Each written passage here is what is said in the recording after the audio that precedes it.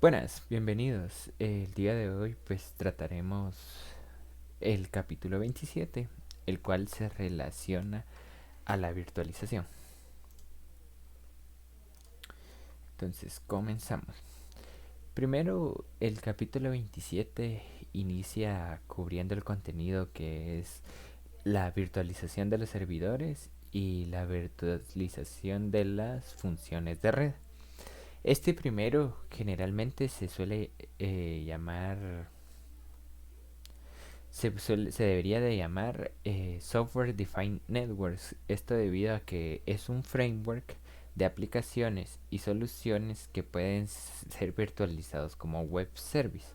Generalmente es una de las estrategias de networking más utilizadas en el ámbito de los data centers. Esto ya que al crear servidores virtuales, esto ofrece la ventaja de que los equipos físicos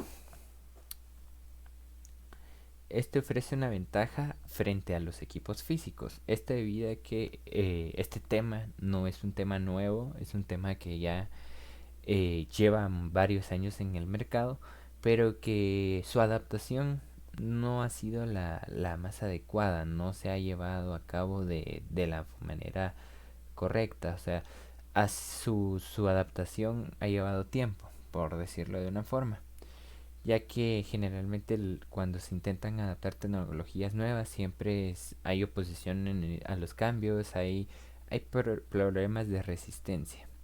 Y esto aunque muchos saben que tiene un gran potencial. Entonces, si hablamos de la virtualización, deberíamos de empezar diciendo los diferentes tipos de hipervisores que existen. Entonces, aquí en la presentación nos presenta dos tipos. Primero es un hipervisor que se implementa a nivel empresarial. Este es un hipervisor de tipo 1 eh, o que se implementa a nivel de ser. Entonces, hablábamos de los hipervisores de tipo 1. Estos se implementan a nivel empresarial o a nivel de service providers. La idea principal de estos es que la máquina corra directamente sobre el hardware que queremos que funcione y no sobre un dispositivo intermedio. El nombre de correcto que para este tipo de implementaciones que están sobre un servidor se les llama bare metal o nativos. Entonces es por esto que el hipervisor va a depender directamente del hardware y va montado en la capa física. Si hablamos de los ejemplos de estos, podemos ver eh, que tenemos a VMware. En este la implementación se llama ESXL. También tenemos el vSphere y también tenemos para Microsoft que se llama Hyper-V. Eh, También tenemos implementaciones de Linux bajo el nombre de Red Hat, que es también una muy buena alternativa. O podemos hablar de implementaciones como Proxmox, que es una alternativa open source. Un ejemplo que pude ver de donde se implementa este tipo de situaciones, este tipo de hipervisores de tipo 1, es en la red de la Universidad del Valle. Ellos tienen un tipo de implementación así. Luego, también podemos hablar de los de tipo 2. El VMware Fusion es una variante de Workstation para Mac. También tenemos VirtualBox, también tenemos Qemu. Y la virtualización, según lo que he probado, según lo que he hecho y las implementaciones que he hecho tanto en VirtualBox como en Workstation, VirtualBox tiene un mejor rendimiento que el VMware. O sea, ya que de la forma que virtualiza VirtualBox hace que sea más óptimas las máquinas virtuales. Pero VirtualBox también tiene ventajas pero también VMware tiene ventajas frente a VirtualBox, ya que cuenta con herramientas que este no tiene y que le permiten al administrador tener actividades de gestión mucho más específicas y fáciles sobre la disponibilidad de los servidores. Entonces, en Windows 10 Pro, también en Windows 11 Pro, que es el que se encuentra actualmente utilizándose, tenemos la opción de habilitar Hyper-V, que esto nos va a permitir trabajar con máquinas virtuales directamente desde Windows. Pero si estamos usando, pero si lo que nosotros estamos usando es VirtualBox o VMware, si tenemos esta opción activada por defecto, puede que nos resulte perjudicial. No va a permitir que funcione de manera correcta, por lo que lo más adecuado, lo recomendable es que desactivemos esta función. Pero veamos un poco de cómo podemos activar esta función. Para esto nos podemos venir aquí al buscador, podemos venir y poner panel de control o control panel si está en inglés. Nos venimos aquí a programas, que es Uninstall a Program, y luego nos venimos a este apartado aquí que dice eh, activar o desactivar características de Windows. Entonces le damos clic. Si este no es nuestro usuario principal, nos va a pedir que ingresemos una contraseña. Entonces, una vez ingresada la contraseña, ya podemos continuar. Entonces aquí veríamos, eh, tendríamos que ver las opciones de Hyper-V y de una que se llama Hypervisor Platform y el Hyper-V. Entonces, las opciones, si como lo podemos ver aquí, tenemos el Windows Hypervisor Platform. Este tendríamos que desactivarlo, y también el que dice Hyper-V. Entonces vamos a buscarlo por aquí.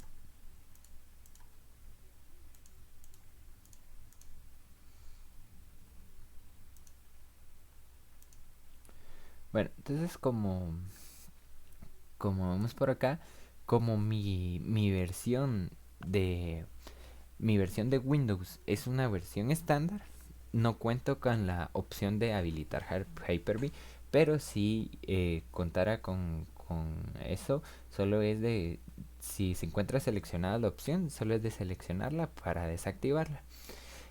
También tenemos que Windows ya tiene un hipervisor que nos permite virtualizar Linux, o nos permite interactuar con sistemas de Linux. Entonces, ¿cómo se llama? ¿Cómo lo podemos ver? Es Windows Subsystem for Linux. Entonces, si yo quisiera tener una implementación de Linux, le podría darle aquí, activarla, Windows Subsystem for Linux. Le doy OK. Entonces va a buscar los paquetes requeridos. Una vez los encuentre, podríamos ir a utilizarlo desde la línea de comandos. Para eso ponemos md. Y luego, una vez que lo encontró, tendría que reiniciarla para activar la función. En este momento no la voy a reiniciar. Entonces, ¿qué debería hacer yo aquí?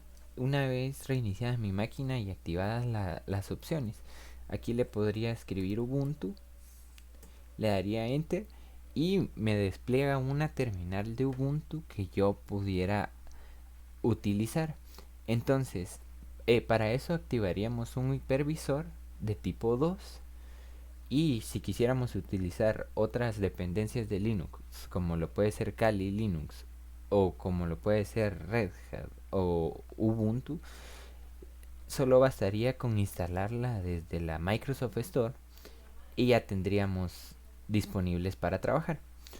Entonces, ahí les queda como una recomendación si desean implementar una máquina de Linux. En este caso yo la voy a desactivar porque no la voy a utilizar. Ok, perfecto. Entonces, si nosotros quisiéramos realizar si nosotros quisiéramos realizar la administración de tipo 1, obviamente esto se puede realizar desde distintas plataformas. Entre ellas vamos a poder ver el estado del rendimiento de los equipos, podamos ver sus características, podemos revisar la manera en que estos se encuentran configurados. Por ejemplo, si nosotros contamos con un switch virtual, esto no sería más que una tarjeta de red instalada en el servidor. Esto lo podemos ejemplificar si nosotros tenemos tarjetas de red conectadas a un mismo switch. ¿Y qué haríamos con esto? Que con estas mismas tarjetas de red que tenemos conectadas, si sumamos los anchos de banda que van hacia el switch y ¿qué vamos a lograr con esto? Aumentar el ancho de banda que tenemos de conexión hacia el switch. Nos da como un máximo de 8 tarjetas que podríamos conectar y hasta un máximo de 8 gigabits. Ojo que hay que tener cuidado que no es lo mismo gigabits que gigabytes para tenerlo como una recomendación. El software más utilizado para este tipo de implementaciones es vSphere. vSphere es un software que nos permite conectarnos a nuestros equipos directamente.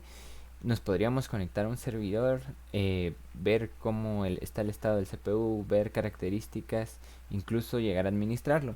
Pero generalmente no se recomienda la administración desde estos tipos de clientes para capa 1. No es recomendable editar las configuraciones de esta forma, sino que lo más recomendable es hacerlo desde uno de capa 2. Como lo puede ser VMware Workstation, y ya que esta es una herramienta de gestión. También Cisco cuenta con una herramienta para manejar los sistemas de virtualización. Entonces, la herramienta que utiliza Cisco son los equipos UCS o CS. Entonces vamos a buscar un ejemplo. Tenemos aquí que son Unified Computing Systems. Estos son de tipo 1 y lo que hace Cisco es vendernos solo la cajita que tiene un hipervisor de tipo 1, el cual es compatible con cualquier sistema de virtualización. Y lo importante, lo fascinante de esto es que estos traen integrados switches Nexus dentro de la caja. Entonces aquí podemos ver un ejemplo de cómo serían estos dos equipos que tienen espacios para disco duro, como podemos ver, hasta 3 teras de memoria, 2 GPUs y tienen procesadores Intel Xeon. Entonces, así como estos, hay distintos dependiendo de la marca. Cisco los que nos da como opción es los UCS y eso. Entonces, continuando un poquito, los de tipo 2 se llaman así porque las máquinas pertenecen al entorno del programa en que estamos trabajando. ¿Qué quiere decir esto? Por ejemplo, si nosotros estamos trabajando con VirtualBox o Workstation, por ejemplo, la máquina virtual que creamos corre en el programa que en este caso sería VirtualBox o Workstation. Y este Workstation a su vez corre en un sistema operativo Windows. Entonces, ¿qué quiere decir esto? Que hay un dispositivo intermedio que es el que permite que se realice la virtualización. Entonces, una ventaja que nos va a ofrecer la virtualización es que nosotros podamos realizar configuraciones en un entorno de red virtual y que posteriormente podamos aplicarlo a un real. Por ejemplo, estamos trabajando con unos switch virtuales. Lo que podemos hacer es eh, hacer nuestra red virtualizada y luego solo las mismas configuraciones que le hicimos a los equipos, solo trasladarlas a nuestros equipos reales. Y créanme que es una forma muy cómoda porque ya cuando las estamos implementando nos estamos asegurando de que todo funciona y que todo está de la manera correcta. Luego podemos pasar a las ventajas que nos van a ofrecer las máquinas virtuales. Estas nos ofrecen una capacidad clave que es la que podemos migrar un servidor a otro, esto manteniendo la integridad transaccional en este movimiento. ¿Qué quiere decir? Que yo pudiera trasladar desde mi servidor hacia sin yo tener el miedo, sin yo tener la preocupación de que el traslado va a afectar los procesos, va a afectar los archivos o que va a perjudicar el que yo esté trasladando. Entonces, poniendo un ejemplo de esto, digamos que nuestro servidor, el que tenemos aquí, queremos aumentarle la memoria RAM. Digamos que ya se quedó corto de memoria y yo quiero agregarle la memoria RAM.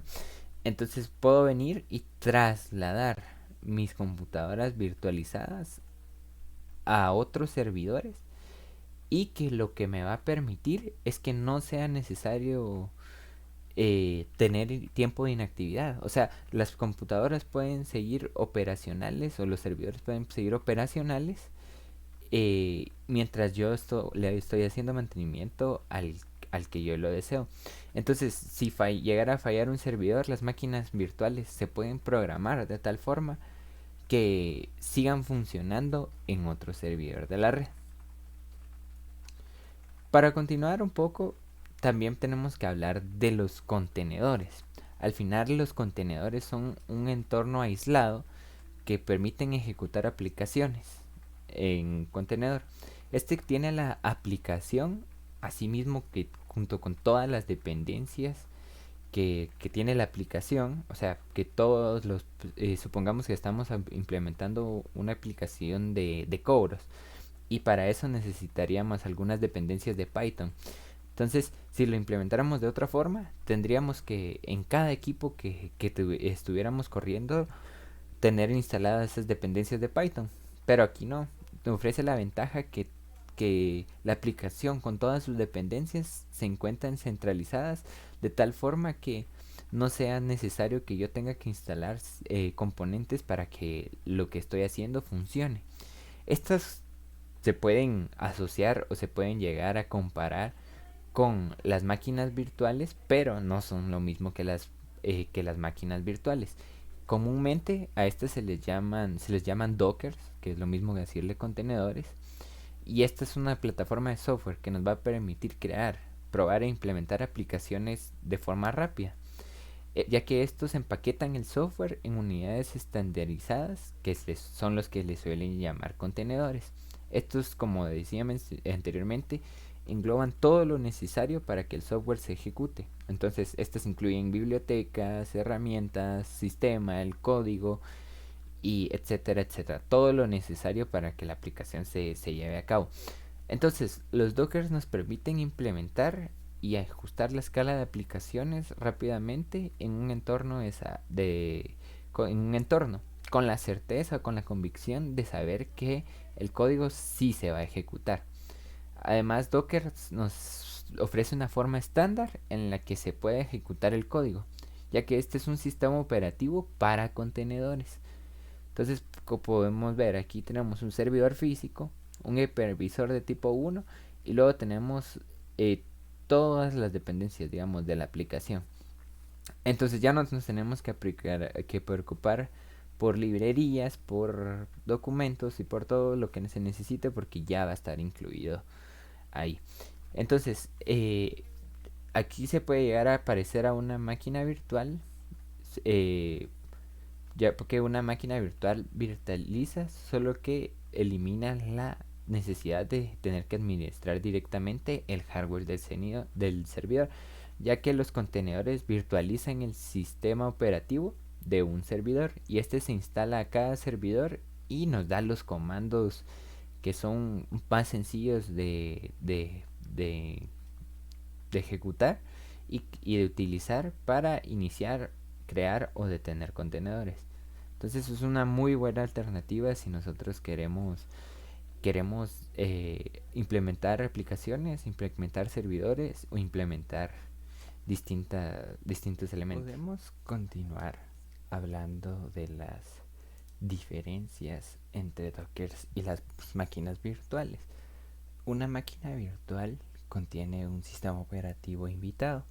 Generalmente esto viene acompañado de un gran número de componentes que incluye ejecutables, bibliotecas y dependencias, que generalmente no son requeridos para que una aplicación se ejecute. En cambio, los contenedores podemos decir que comparten recursos subyacentes del sistema operativo anfitrión y no incluyen un sistema operativo invitado, como las máquinas virtuales. En cambio, los contenedores son ligeros, pero de un gran tamaño, porque tienen que tener todas las librerías, dependencias y todo lo que necesitan. La aplicación, junto con las dependencias, o sea, los archivos binarios y las bibliotecas que necesitan, se deben para ejecutarse. Y por eso es que se incluyen estas mismas dentro de los propios contenedores. Además, los contenedores se originan siempre a partir de imágenes de contenedores. ¿Qué es esta imagen de contenedores? Es un archivo creado por un motor de contenedores que incluye un código de la aplicación a- a- agregado con las dependencias. Y ya que un contenedor no intenta virtualizar un servidor físico como lo hace una máquina virtual, en su lugar la abstracción de la aplicación o de las componentes que la conforman. Si nosotros tratamos de iniciar una máquina virtual, el sistema operativo necesita cargarse primero. Y una vez que se cargó el sistema operativo, ya puede iniciarse la aplicación de la máquina virtual y ejecutarse. Y esto generalmente toma unos minutos. En cambio, cuando iniciamos un contenedor, se inicia y aprovecha el kernel del sistema operativo anfitrión, que ese es el sistema operativo donde se está corriendo, y ya con su funcionamiento suele tardar algunos momentos en iniciar. De ahí podemos pasar al virtual switching o a la conmutación virtual. Un conmutador virtual o un switch virtual es un conmutador de capa 2 que se basa en un software que su función principal es funcionar como funcionaría un conmutador físico o un switch físico. El switch virtual además permite que las máquinas virtuales puedan comunicarse entre sí dentro del servidor virtualizado y con las redes físicas externas. Esto lo hace a través de las tarjetas de interfaz de red físicas o las PNICs. En este caso estaríamos hablando de que el switch utiliza como base tarjetas físicas de red que se encuentran conectadas al servidor. Entonces así es como emularíamos el switch, perdón.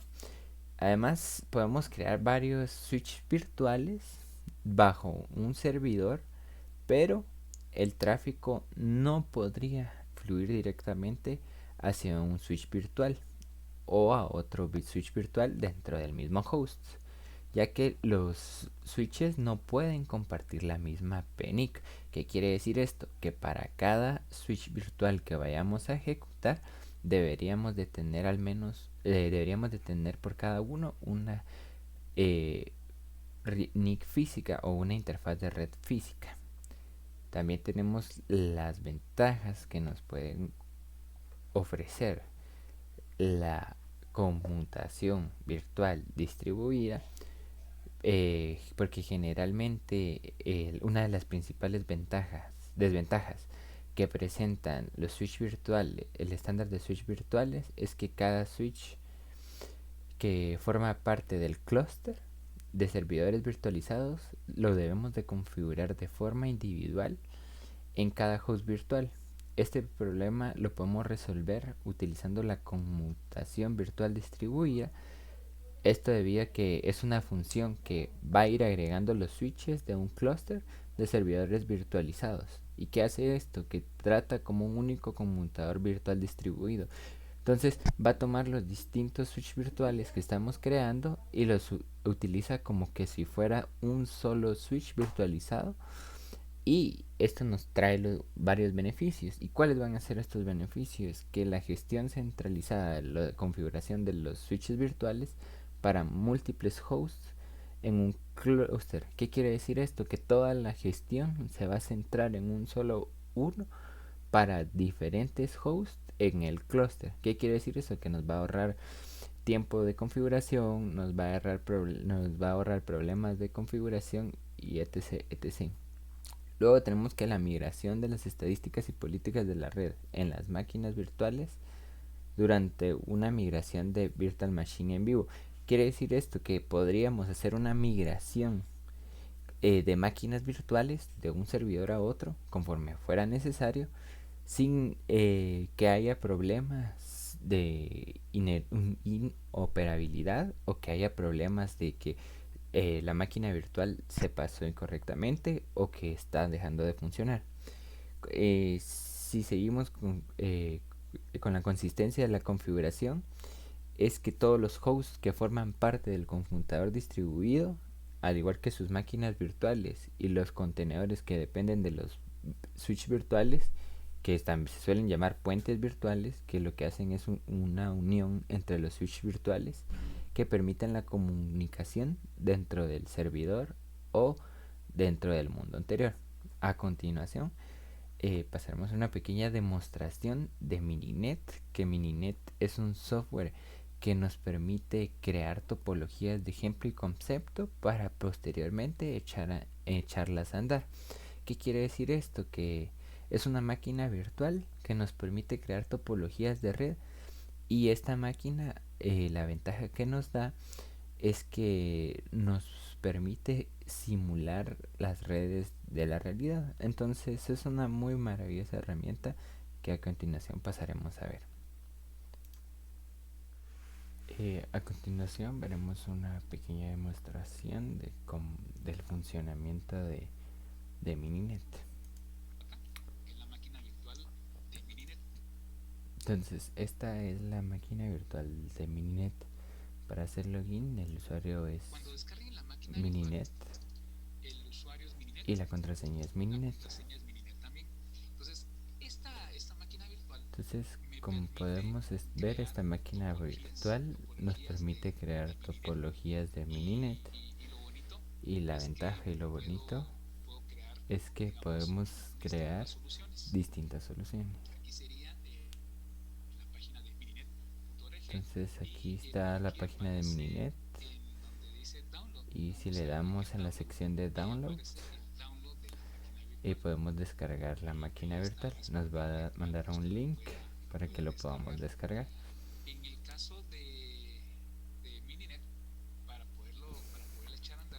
Y para poderla hacer que funcione, deberíamos de entrar al entorno de Mininet y le damos sudo mn, que es sudo Mininet.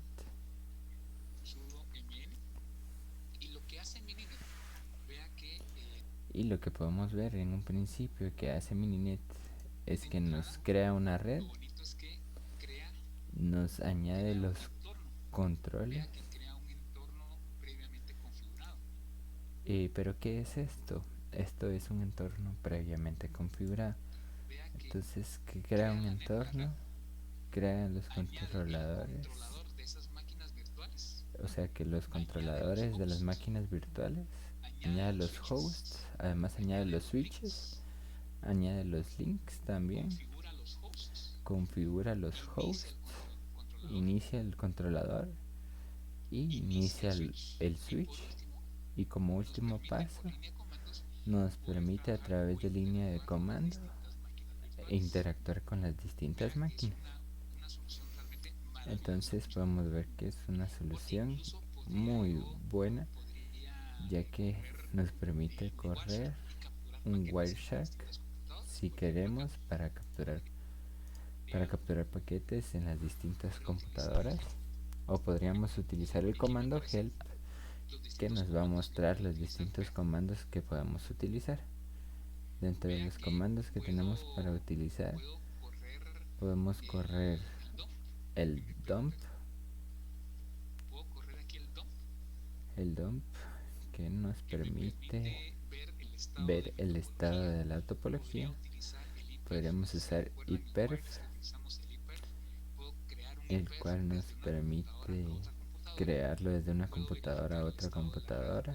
Además, ver estado de red, estado de los links, o hacer un ping entre todas las computadoras, o verificar cómo están colocados los puertos, o conectarnos a través de una terminal virtual a cada uno de los hosts que han sido creados. Y así podríamos interactuar con la topología que está creada.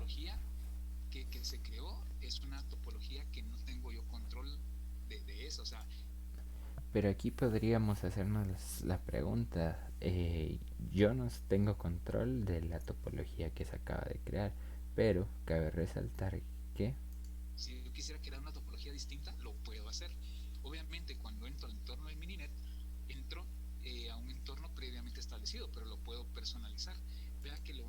entonces, cuando entramos a un entorno de Mininet, entraríamos a un entorno previamente establecido, pero claro está de que podríamos hacer modificaciones para crear nuestra topología según sea necesario.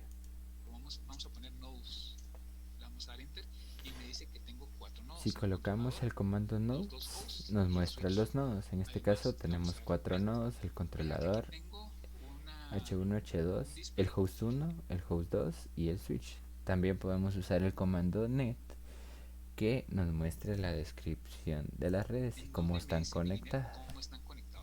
Nos permite ver cómo están conectados los equipos. En este caso tenemos host número 1, el host número 2,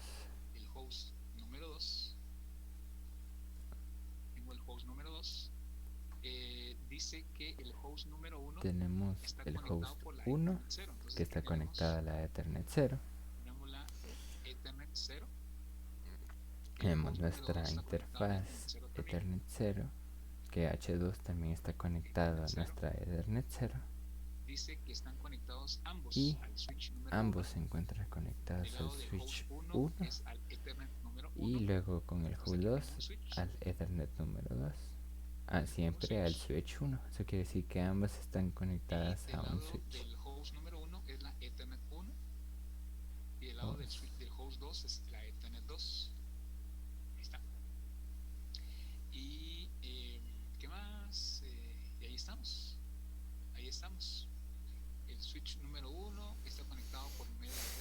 Entonces aquí podemos ver que el switch 1 está configurado a través de la Ethernet número 1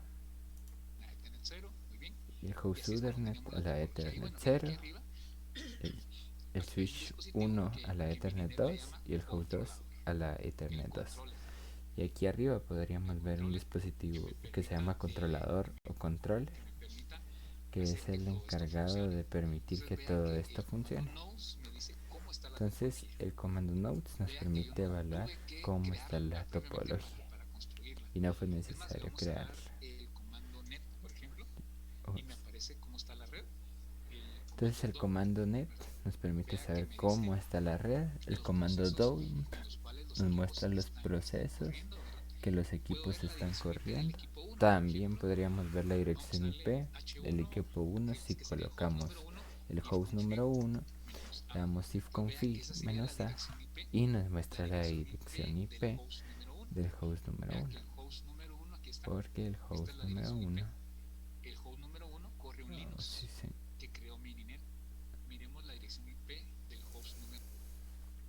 entonces el host número 1 toma una dirección que creó el Ethernet 0.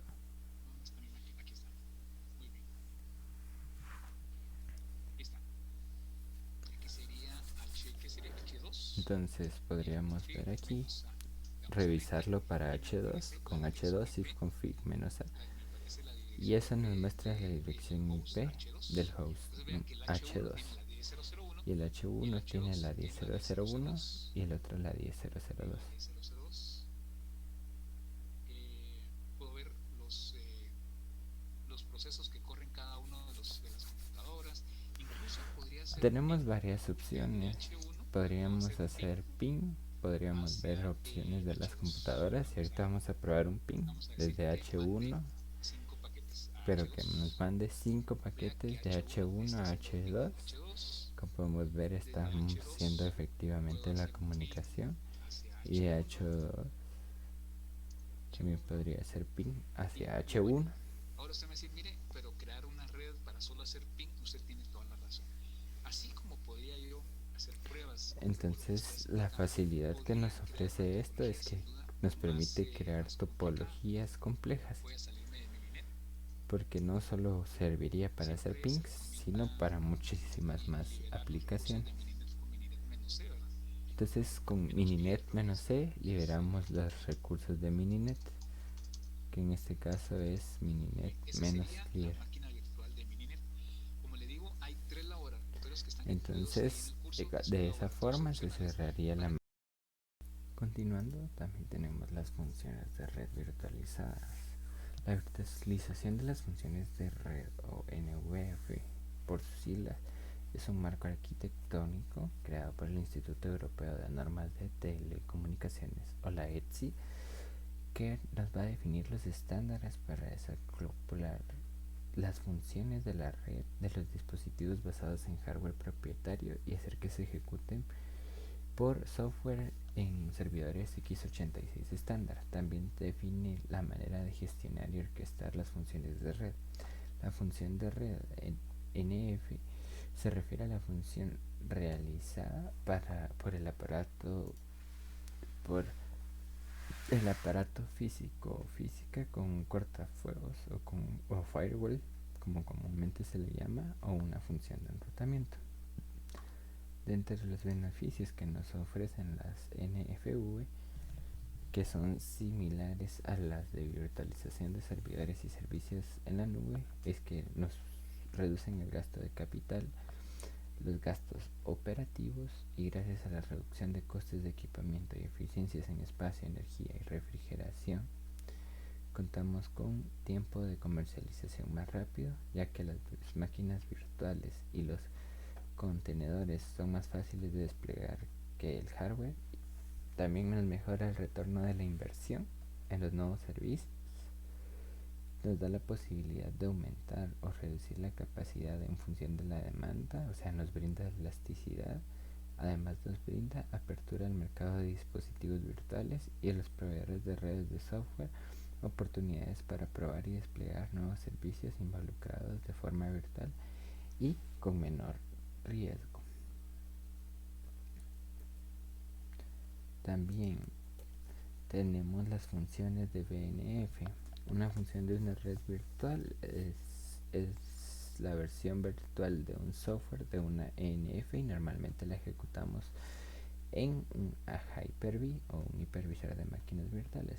La BNF la utilizamos habitualmente para funciones de capa 4 y de capa 7, que son todas las que proporcionan los equilibradores de carga o load balancing, como lo menciona sus siglas, y los controladores de entrega de aplicaciones, los cortafuegos, los sistemas de detección de intrusos y los dispositivos optimizados de la WAN, pero no se limitan a funciones de capa 4 ni de capa 7. También podemos realizar funciones de nivel 2 y nivel 3 a nivel inferior, como las que nos brindan los routers y los conmutadores. También hay un gestor de infraestructura virtualizada. El gestor de infraestructura virtualizada, NFVI Manager, es responsable de gestionar y controlar los recursos de hardware, o los NFVI, además de la computación, almacenamiento y red. Los recursos virtualizados. También es responsable de la recopilación de mediciones de rendimiento e información sobre fallos. Además, lleva a cabo la gestión del ciclo de vida, que es la configuración, mantenimiento y desmontaje de todos los recursos NVFI, así como el encadenamiento de los servicios BNF. El encadenamiento de los servicios consiste en conectar BNFs para proporcionar un servicio o solución, como se ilustra en la figura que tenemos aquí, la 27,8. Como podemos ver, tenemos los servicios NGFV, además de los IDS, los CSR 1000. También tenemos OBSS, que es un sistema de apoyo de operaciones, que es una plataforma que utilizan los service providers o proveedores de servicios y las grandes redes empresariales para dar soporte a los sistemas y servicios de la red. Este OSS nos ayuda a mantener el inventario de la red, aprovisionar nuevos servicios, configurar la disposición de red y resolver los problemas de la red. Si se nos da el caso que los proveedores de servicio, el OSS suele funcionar junto con el BSS para mejorar la experiencia general del cliente. El BSS es una combinación de la gestión de productos, gestión de clientes, gestión de riesgos de productos, además de las gestiones de ingresos, y el sistema de gestión de pedidos que se utilizan para ejecutar las operaciones comerciales.